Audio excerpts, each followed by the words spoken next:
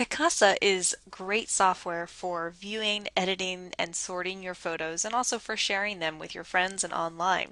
It's offered for free by Google, which what can get better than free? It does have a few little things you need to keep in mind, especially if you're going to be using these photos to make high quality prints from. Number one is you want to make sure that you took a high quality photo in the first place. Your camera settings are very important and you need to look out to make sure that you have your camera set on the maximum quality setting. It won't get as many photos on one memory card, but it's better to have extra memory cards and backups than to be taking small photos that you can't do anything with later. Here in this gray bar at the bottom, it tells us the details about our images. These happen to be shot in a RAW format, but it might just say JPEG or anything like that, and JPEG quality is certainly fine for the purposes we're going to be using. The pixel dimensions are what tells you how high quality the resolution is. This is 4,386 by 2,920 pixels, and that is excellent. We can make a huge canvas out of that. And looking through these photos, I'd like to try a few fun edits that I think Picasa can help us with. So we're going to take one of these cacti photos, some beautiful succulents out in the desert, and get a little more creative with it. Picasa has some basic auto fixes, and they don't tend to do what I want them to usually. I'll tend to use the tuning or even the effects feature here. And what I want to do is make this kind of more pop art abstract. Let's try the saturation filter. Here it lets you adjust how much the saturation is. You can desaturate it to black and white, sort of an antique look, but I'm looking for some extra pops of color.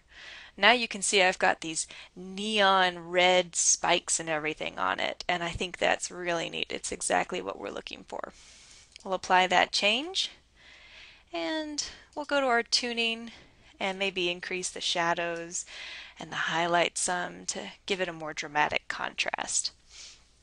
And that looks perfect. So once we're done with this, we can go back to our library, see if there's more edits to be done. You can kind of tell just from looking at how different these are, what kind of difference we made. But the important thing now is to export the full-size image so that it will make a nice clear print. You want to click this little export folder icon down here. It'll want to save it into some kind of folder. It'll probably name it whatever yours is currently named, but I'm going to change this to Canvas so that way I can easily find it once I'm going to upload it to Canvas Press and I know what I'm looking for.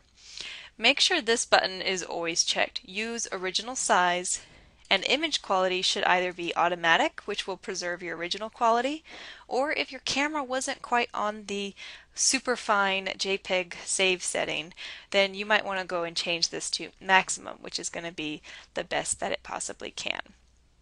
So never have this resize. As we talked about, that was at the maximum 4,386 pixels. Imagine this is going to resize that down to just 800, and what good is that going to do us? Even if you move this all the way up, it only goes up to 1600 pixels. Still not good enough. Always choose use original size. And we'll click export. Now it's going to save it to that folder on the desktop, so we can easily go back and find our Canvas folder with the image in it. Here it's showing us right now. Let's just see the file info. It's definitely our edited saturated photo, and it's 2920 by 4386, which is exactly what we wanted. If a friend asks you to send them a photo because they want to make a print of it too, if you click this email button, it's going to resize it to something small. So you need to do what we just did, export the high-res copy and add it as a normal attachment. And that is how you will get a big, beautiful, high-resolution print from your photos that you have in Picasa.